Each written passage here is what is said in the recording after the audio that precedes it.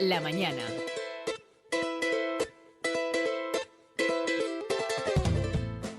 El Cabildo de Fuerteventura, a través de la Consejería de Cultura y en colaboración con la Universidad de La Laguna, promueve esta semana una nueva edición del curso de extensión universitaria Cátedra Cultural Miguel de Unamuno. Unamuno en Fuerteventura, poesía y política. Se celebra en el Salón de Actos de la Casa Museo Miguel de Unamuno hasta el viernes.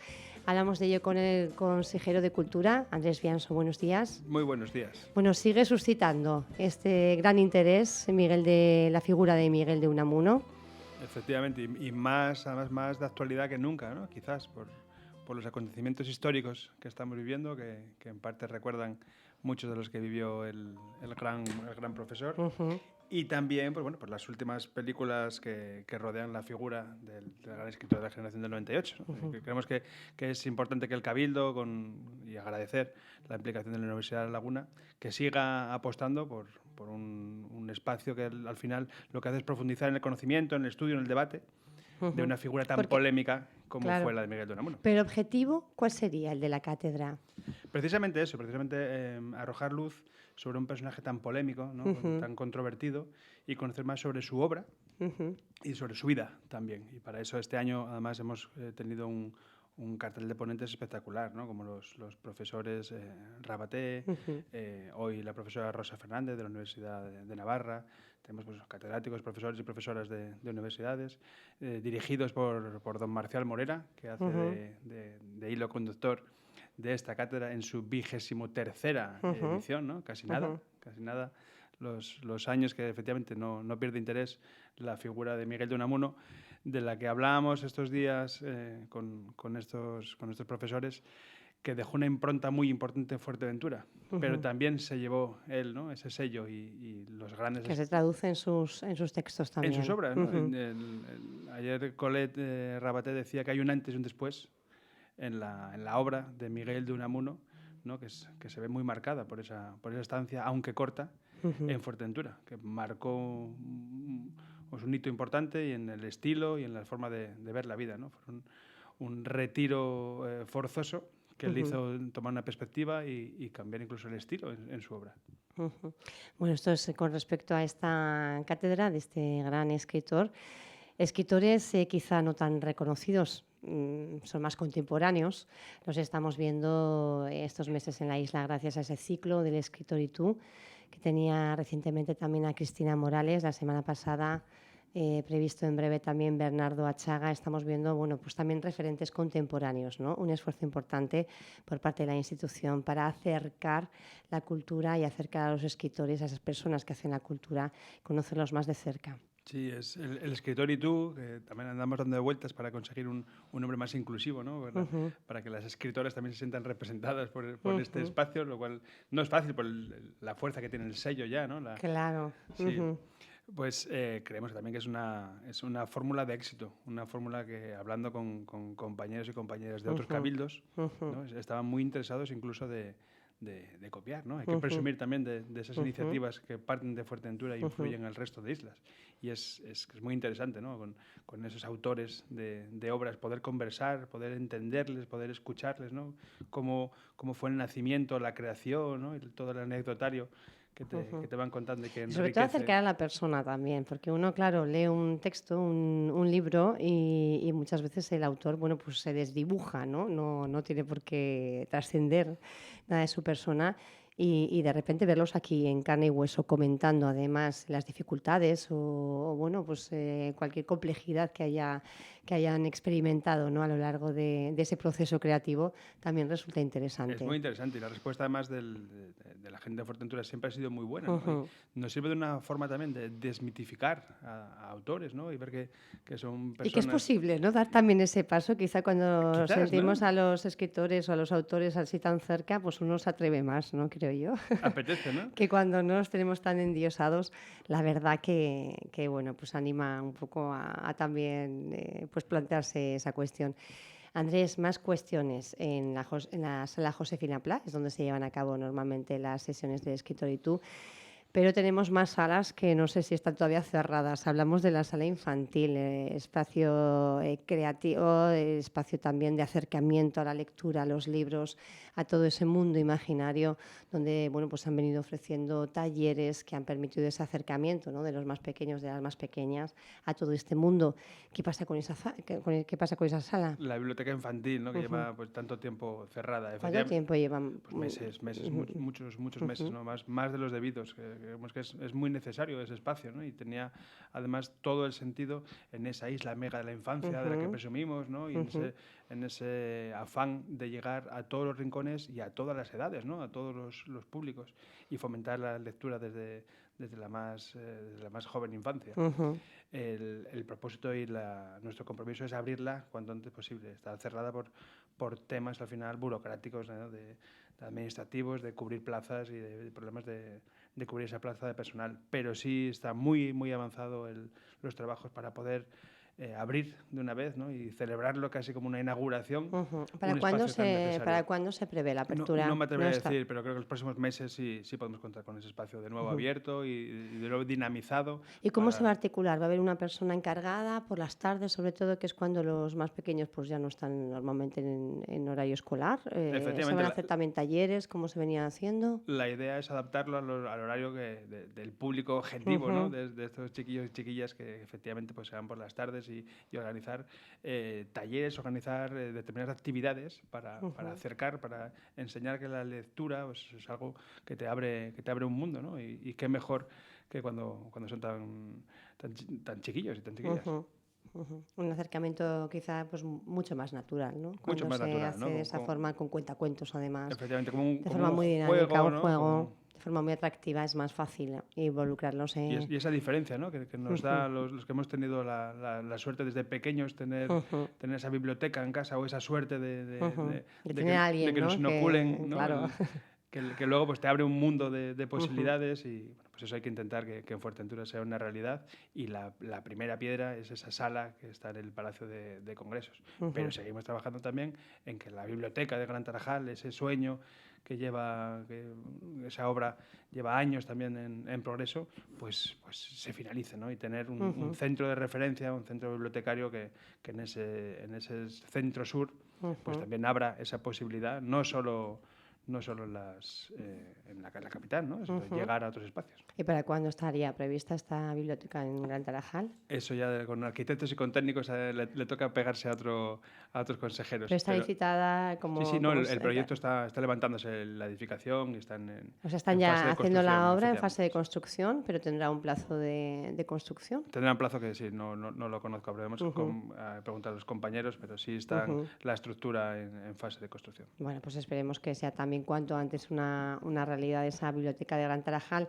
Seguimos avanzando, nos vamos al interior de la isla, a Betancuria. ¿Qué ocurre con ese museo arqueológico también, que se casi inauguró, ¿no?, en periodo electoral o preelectoral? Pues hay buenas noticias. Y hay buenas noticias. Hay buenas noticias. A ver, buenas noticias. Quizás no tan prontas como nos gustaría la mayoría, pero sí también es uno de los asuntos que hemos cogido con ganas y con seriedad, ¿no? Creo que la inauguración de un museo arqueológico insular no puede llevarse a la ligera, no puede inaugurarse con un proyecto inacabado o con un proyecto que no haga gala a los fondos, ¿no?, y a la importancia que tiene este museo. Entonces hemos retomado el proyecto museográfico para quizás replantearlo desde su inicio y no hacer algo pues, que se quedara pequeño, ¿no? Hemos contado con la colaboración del Gobierno de Canarias a través de la Dirección General de Patrimonio Histórico y trabajando conjuntamente en un proyecto de una musealización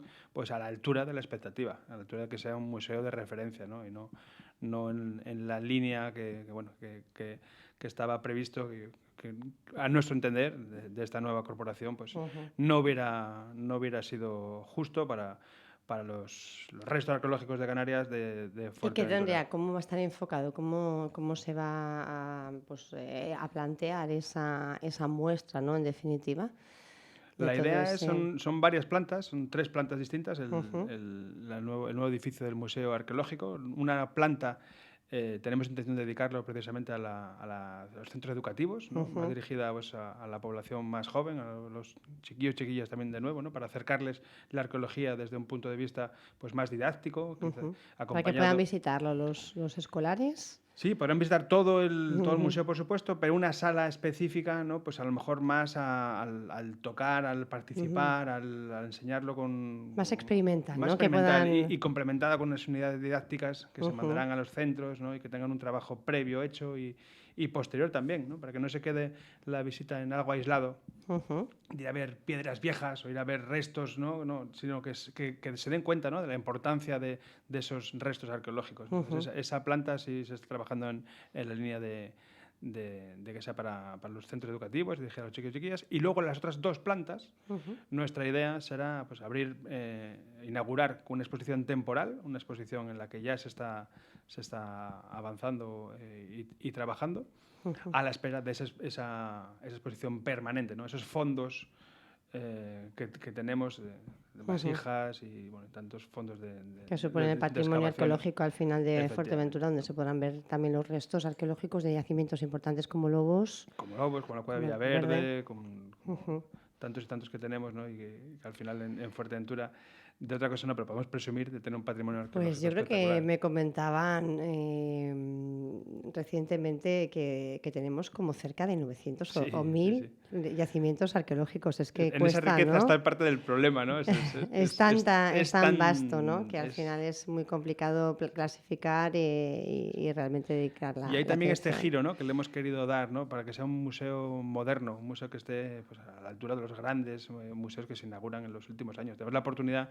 de crear algo desde cero y no podemos caer en errores del pasado, ¿no? De exponer cosas, no sé, a lo mejor muchas cosas del mismo estilo, ¿no? Sin un hilo conductor, sin un discurso que una los distintos yacimientos, las distintas épocas, ¿no? No se trata de exponer 30 vasijas aborígenes, ¿no? Quizás habrá que exponer las piezas más características, más simbólicas y con el resto hacer un recorrido pues de cómo del contexto en el que se encuentran, el contexto en el que se construyen o incluso... Reconstruir la propia historia de Fuerteventura. Y hasta la historia del descubrimiento, ¿no? De la restauración, que es también el trabajo que se hace para conservar y para poner en valor esos restos tan importantes.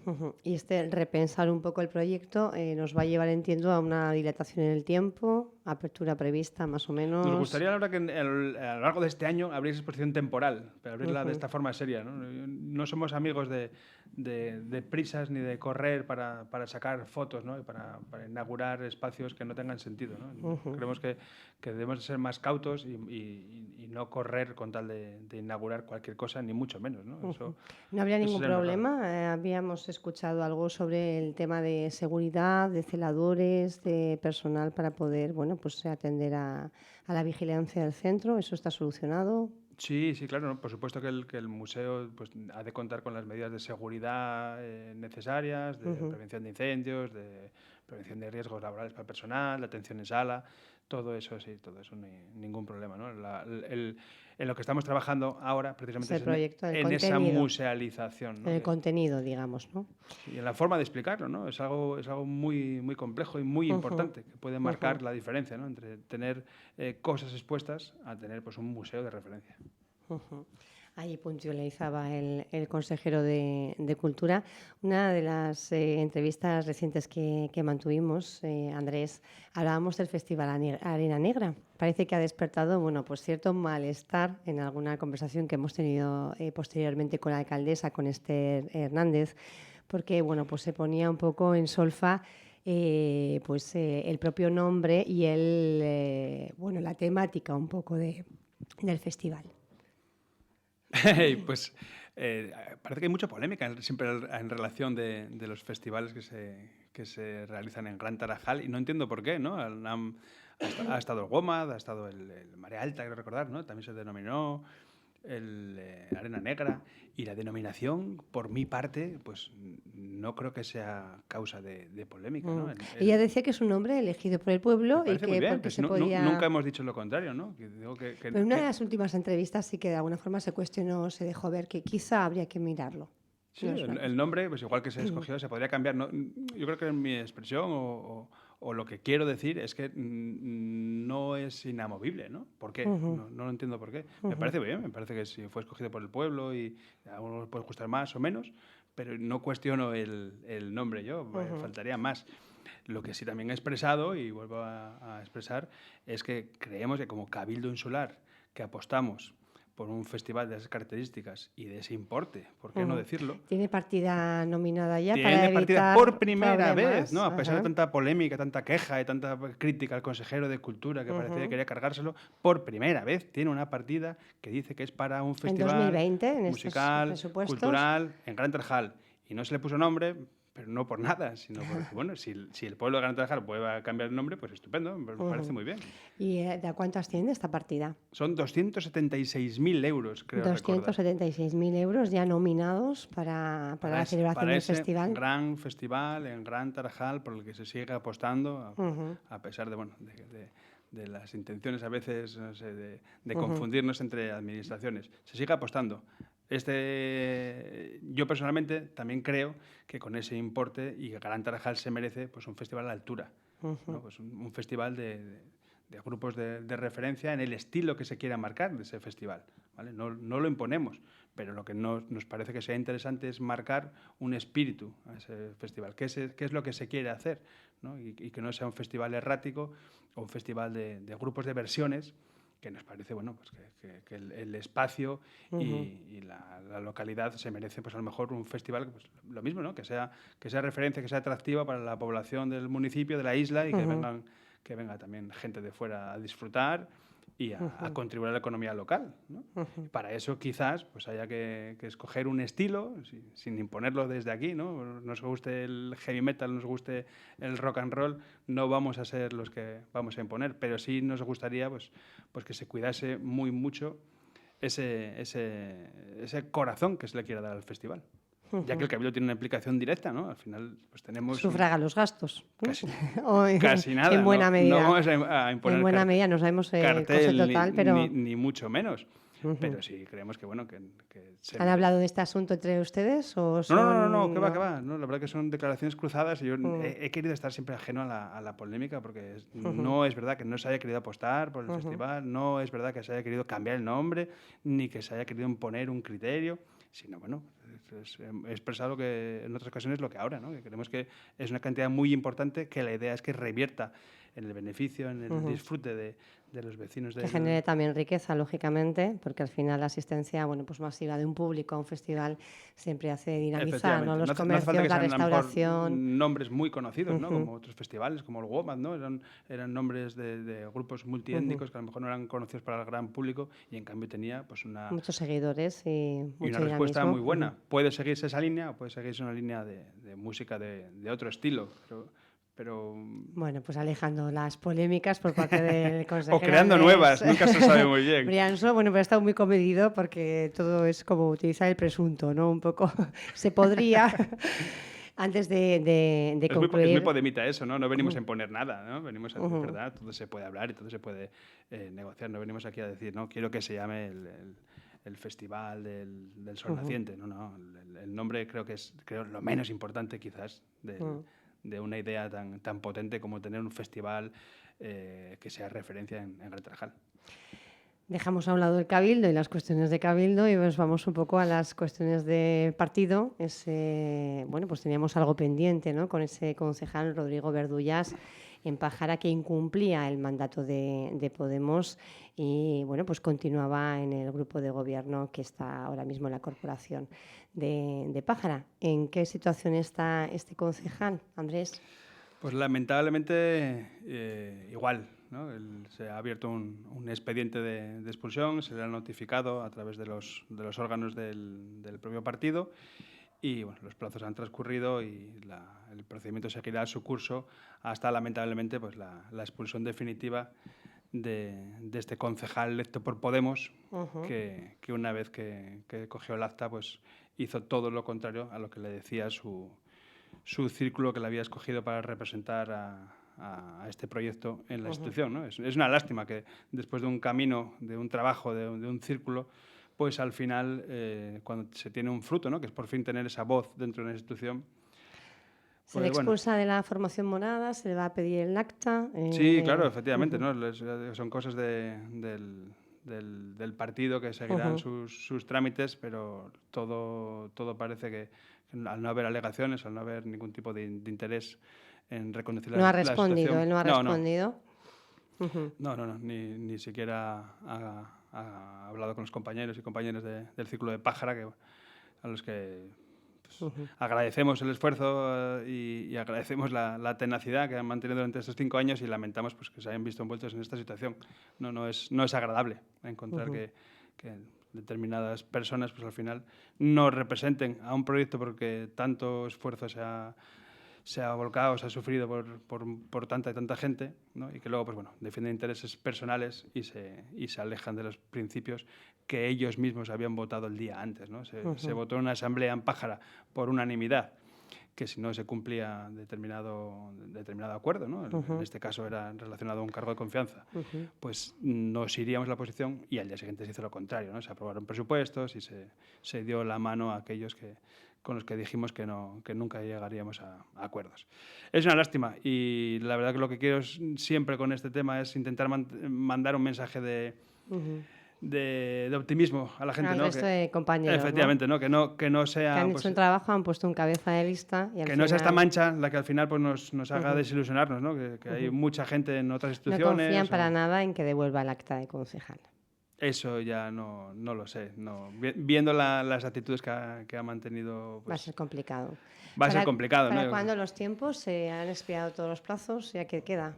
Nada. La comunicación del partido. Efectivamente. Yo creo que debería ser inminente si hay un poco de interés por la dirección de Podemos a nivel autonómico de solucionar esto cuanto antes, porque no deja de ser pues algo que lastra y que quema la organización, ¿no? Tenemos muchos temas importantes para seguir con esa gran piedra en el zapato, que es tener a un concejal que se llama de Podemos y que luego actúa en beneficio meramente particular, por desgracia. Bueno, pues aquí lo dejamos. Gracias, consejero de Cultura, Andrés Bianso, por haber estado con nosotros. Estaremos atentos también a ese expediente y esa expulsión definitiva de Rodrigo Verdullas. Gracias. Muchas gracias, Pia.